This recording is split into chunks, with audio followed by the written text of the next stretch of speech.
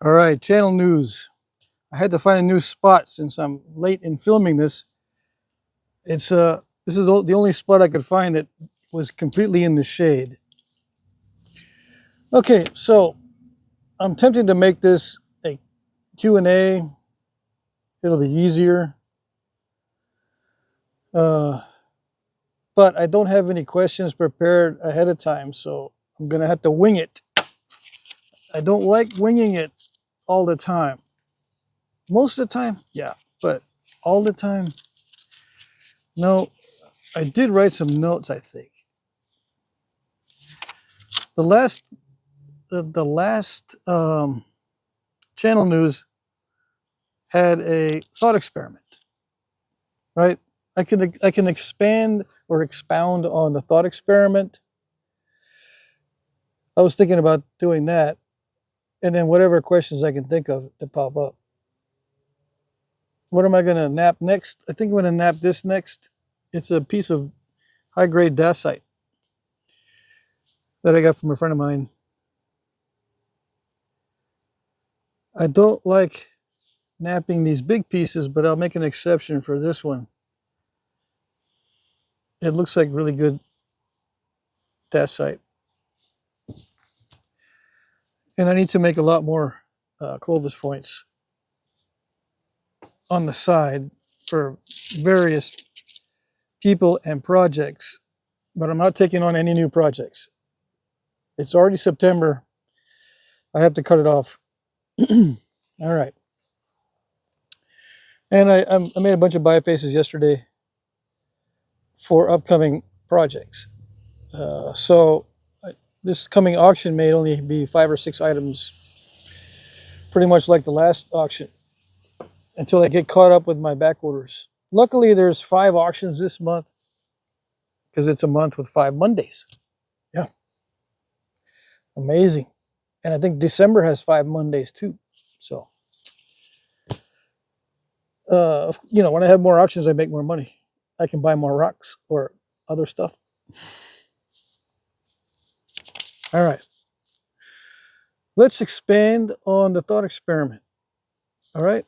I might actually do this instead of a thought experiment. I might actually do the real experiment where I make a bunch of points like this, or bifaces or whatever, probably finished points and bifaces and all kinds of different things, and then record how I make them, but don't let anybody know, and make sure there's no way to find out.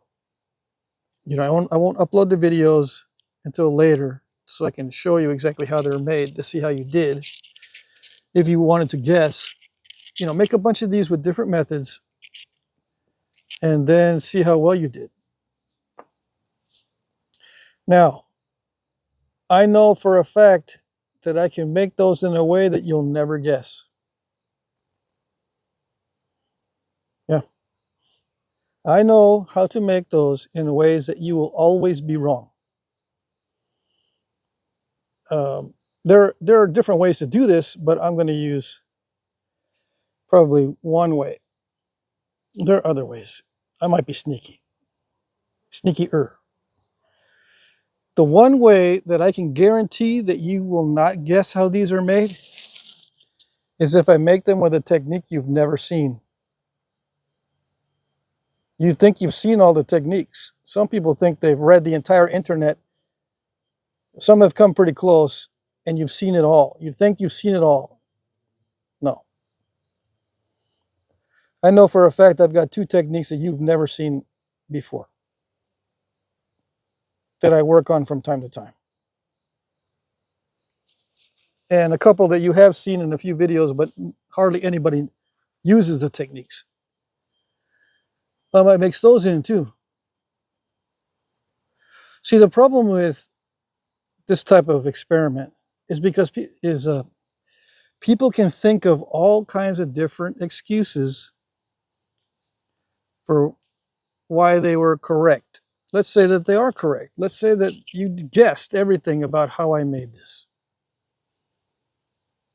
And I say guessed because it has to be a guess, because I will probably sneak in a way that you've never seen, right? But let's say that you got everything else correct. Like maybe I used antler on the tips here and only hammerstone on the bases. Let's just say as an example. And you got that right. But you didn't get it right by the way I sharpened it, as an example. I'll give you partial credit. The problem with this is, if you get it right, but you were only guessing, you're not going to tell anyone that you guessed. So what I think that I'll do is, if you tell me why, or if you tell me how I made this, you need to specify the characteristics of the flaking that support what you're saying. All right? You need to, and it's going to be from the video and from photograph. No, I don't have photographs to give you, but it's going to have to be from the video. You're going to have to look at it in the video and determine what's correct. But in order for me to accept your answers, you're going to have to show me which ones that you're talking about, which flakes, and the characteristics that correspond to your answer as to which method and what tool was used. Or I'm not going to accept your answer, because you can guess. You can limit the possibilities in your mind and say, well, he's probably not going to use any method that is very common. Yeah. And he just told us that he's probably going to use a method we've never seen. So I'm going to guess I'm going to start imagining other methods, and then I'll guess. You might be right, but then you won't admit that you guessed. You will say, well, it's because of blah, blah, blah. After the fact. You will explain that you are correct after the fact, because this characteristic and that characteristic. So to mitigate that, you're going to need to tell me the characteristics that are associated with the tool that you're talking about. Now, you're going to get it wrong, okay? Now, here's the deal. You tell me that according to those characteristics, it was a certain technique, blah, blah, blah, with a certain tool. And you're going to be wrong. So what does that mean? That means that maybe you're correct, but that flake can be made with more than one technique or more than one type of tool. You just proved that that's the case. If you're wrong, it proves me correct, that there's more than one way to make a flake.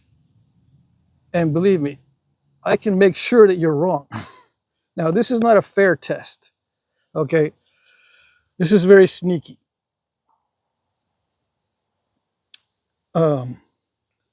What we would need to do, being serious now, what we would need to do is set up a way for you to examine these in person, which is not going to happen unless it's at a nap-in, okay? Or something like that, or I send it to you. I'm not going to be doing that. I'm not going to be traveling, and I'm not going to pay postage to send these things to you. You're going to have to do it by video.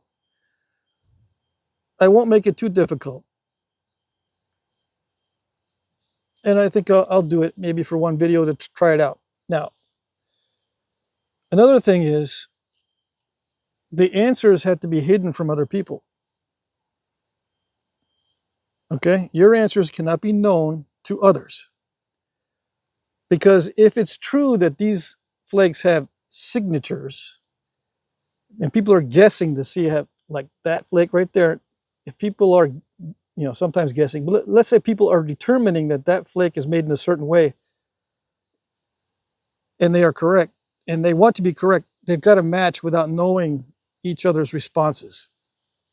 Let me restate that, okay? Because I'm even confusing myself.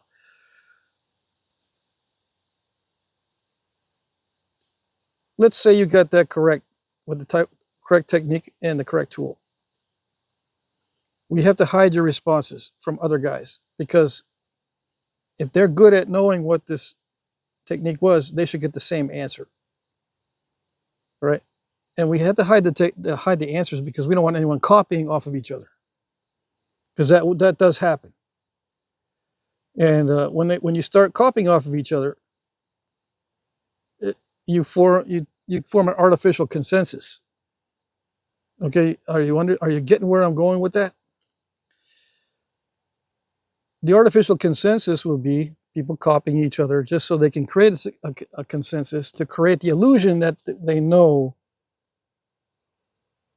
and that there's a way of determining how it was done. And they think that a consensus is good evidence for how they were made. Okay. Now, consensus can be manufactured. There are many ways to manufacture consensus. It's very problematic. I don't think consensus is scientific, but let's get into consensus. You can create artificial consensus by copying each other. You can create artificial consensus by looking at this flake and then trying to come up with a way to make it yourselves in a group. A group you get together and say, how do we make that flake the same as he did? How do we do that?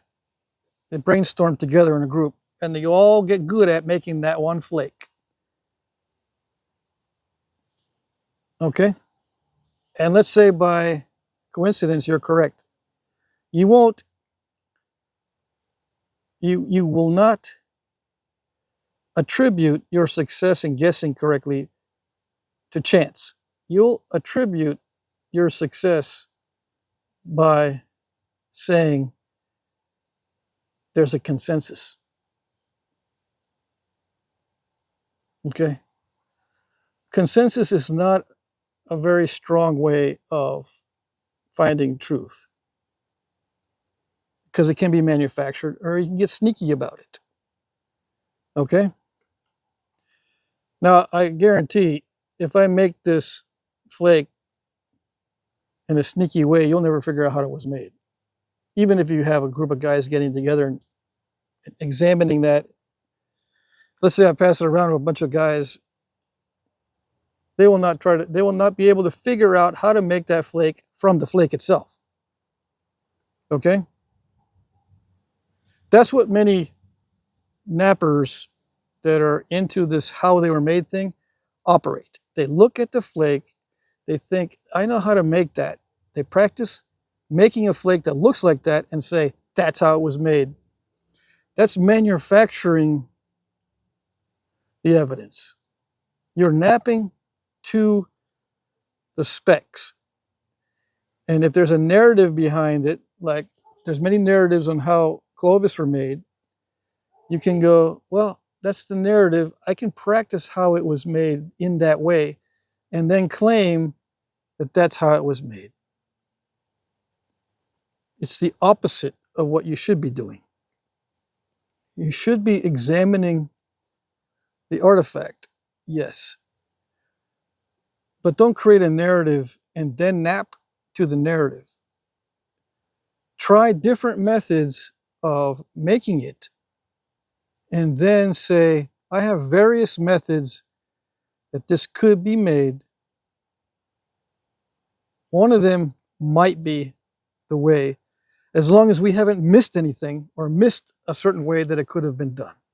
According to our limited knowledge, which it is limited, we have a bunch of ways it could be made. One of them might be correct. However, we don't know every single way. That's the way it should be done. You know, of course, that's my position. I agree with my position on that. But you get what I mean, right? I'm very skeptical about people or about statements from people that say they know how these were made. Now, I have to admit that there is a finite way. There's a finite number of methods. What that means is there's only so many ways you can do it that are distinct from each other in ways. There's only so many ways that are distinctive that you can do this. There is a finite number because we're working with with human brains and we're working with natural tools. We don't have unlimited human capacity and unlimited variation in tools. So we are confined somewhat. So there is a finite amount of choices. But that finite amount is large, very large. And I don't think we've accessed all the possible ways yet. So I hope that expands on the idea of how they were made and how you can pretend you know how they were made by creating certain supporting circumstances like consensus. You can also create a supporting circumstance by authority, which is a fallacy. It's an appeal to authority. What that means is, let's say there's a guy that has the most artifacts of anyone in the world, by far, as an example. I don't know if there's such a guy. And he studied them since he was 5 years old, and now he's 95 and fully conscious. I've been studying them for 90 years, and I've got more artifacts than anybody. So I know how these were made. That would be the argument. That's an appeal to authority, because you think the guy is an authority on artifacts. And he's got, I forgot to mention, he's got maybe 2 PhDs in anthropology in one, and in some other related field. I don't think you can, yeah, you can get a PhD in archaeology. So a PhD in archaeology and PhD in anthropology and lithic studies, maybe 3 PhDs. And never been kicked out of a university, never had any paper that he had written retracted for inaccuracies and blah, blah, blah. Perfect record. That's an appeal to authority. Now, does he have any more knowledge than anybody else? Well, it depends on how he was trained. Is he an experimental archaeologist or a regurgitative archaeologist, as an example? I'm just making up those terms, but you know what I mean. An appeal to authority is not a reliable method. That's not reliable. I could go into different fallacies. The appeal to authority is one fallacy. I could go into different fallacies. One thing I asked Grok about today was, what is the IQ necessary to be very good at understanding fallacies? And Grok didn't want to admit, or didn't want to say, because there's too much involved. It's too complex.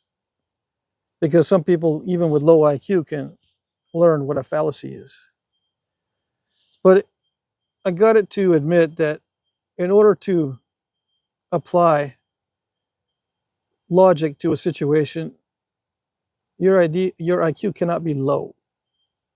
It does need to be in the range where you can actually understand what's going on and understand that there are some ways that appear to be good ways to approach the truth or to find the truth, but they're not. They have major flaws, and those are called fallacies. And you can check research papers without fancy degrees for logical fallacies. Okay? It's very important. I feel it's very important to check a research paper first for logical fallacies. If it has lots of them in there, okay, where are they? If it pertains to lithic studies in their paper, if there's fallacies within the lithic studies, it's not worth much. And you don't even have to have a PhD to know this. You just have to understand fallacies like the appeal to authority, these references to other books, other papers. You have to look back at these other papers and see, are they basing their results on another authority and another authority and so on and so on? Is this a string or a chain of authors all going back to different authorities there's a danger in that, because if any one of those in the chain is weak, the whole thing collapses. Okay? It's very simple to understand that fallacies can render a study useless. That part's easy to understand. It's the hard part is understanding which ones are fallacies and where are they in the paper or the study. And you don't need a degree for that. Now, I wish they were focusing in colleges on logic, to where you'd have to first get an associate's degree in logical thinking. That would be like a perfect world. Or maybe even everyone has to get a bachelor's degree in reason and logic before they move on to their advanced studies. That's probably too much to ask for, but an associate's degree, or 2 years, and that can be transferred to a high school level. So the first 2 years of high school can be blah, blah, blah. And the last two can be studies in logic and reasoning before you enter advanced studies. That way there's a lot of BS that gets canceled, so to speak. Using a loaded term there. So yeah. The argument for how these were made is intense. It's confusing, but the first step is to find the fallacies. And if you have to study what fallacies are, I recommend doing that. I've been studying fallacies, and I'm now getting into statistics. Both of those things, logic and statistics, have been abused to create artificial support for opinions and for papers written on lithics, the stuff that we're interested in as Flintknappers. Okay. Okay, let's see. I've got this written down. The statement, "You cannot learn to make certain flakes with different tools or techniques," is false. Yeah. It's completely false. I've shown it in my videos. Now, you'd have to watch a ton of my videos to understand that, but I've shown that you can learn to make the same exact flake with different tools. You can learn to do that, because I think most of my flint knapping is how to make the same flakes with different tools, different metals, different techniques, different tools. I can make the same flake, all right? And to have someone say that you cannot learn to make the same flake with different tools is ridiculous, but they say it to support their idea that flakes have certain signatures or certain attributes that tell you how it was made. No, it doesn't. It absolutely doesn't. A flake will not tell you how it's made. No. Absolutely not. Okay. Well, what about notches? Notches need certain tools, so it tells you how it's made because you need a certain tool. Yeah. Yeah, you need a certain tool. You've narrowed it down quite a bit. With a notch, the tool has to be small enough to fit in there. Yeah. But you don't know if it's bone or antler. You don't know if they did vertical notching or horizontal notching. You don't know if they did aggressive pressure notching or passive pressure notching. You don't know if they did an indirect percussion notch. You don't know. There's a wide range of possibilities for how to notch, not just the size of the tool. Yeah, you can narrow it down because the size of the tool is going to be smaller than the notch itself. Okay, that's just physics. Yeah, you can tell that a flake from the side is made with a tool that you hit on the side of the thing. Yeah, you can narrow it down to obvious, narrow it down, and there's obvious things that will tell you, yeah, how it was made. You hit it from the side somehow, or you apply force at a certain angle for a certain duration of time on the side, and it produces a flake. Okay, fine. It's the particulars that'll get you. If you start narrowing it down to particulars, you're in trouble, because there are various ways you can make the same flake. There's at least 2 different ways on any flake. Even if you know the size of the tool, you don't know the type of tool, the type of pressure, the type of percussion, blah, blah, blah. I've been over that many times. All right. Mm-hmm. Let's see. I'm not going to mention any channels in particular because we're all human. Okay. I'm not going to mention it. Channels that I dislike. They want to do their own thing is fine. I will mention some channels that I like, but a lot of times I like it for reasons other than the napping. Yeah, a lot of times I like the channels just because of the person. Yeah, of course I do learn from other channels, especially if they come up with something that's interesting and new. Yeah, I like to see them fail at stuff too. So that didn't work. That saves me a lot of time knowing what doesn't work. Yeah. Okay. I think that's all I have for that.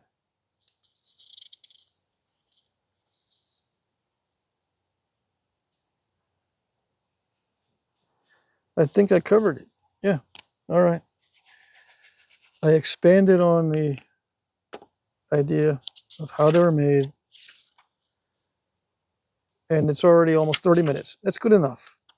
What other news other than I'm going to make a bunch of stuff uh, out of these things in this? I've got more obsidian. I'll be doing more obsidian videos. I just don't know what I'm going to make out of those. I want to do some Ishii duplicates of Ishii points out of glass. There's a technique that he used, and I'll show you on a video that's different from any technique you've seen, except there's a couple people who caught on to the technique. I think Flintknapping Jimmy caught on to the technique of how Ishii made his arrowheads with the stone, with the steel pressure flaker. And yes, Ishii the Indian used the steel pressure flaker. Of course, he used antler or bone before that, but you know he did use a steel one when he came into when he started living within a civilization, so to speak. And probably before that too, because he could pick up nails from construction sites. Let's see.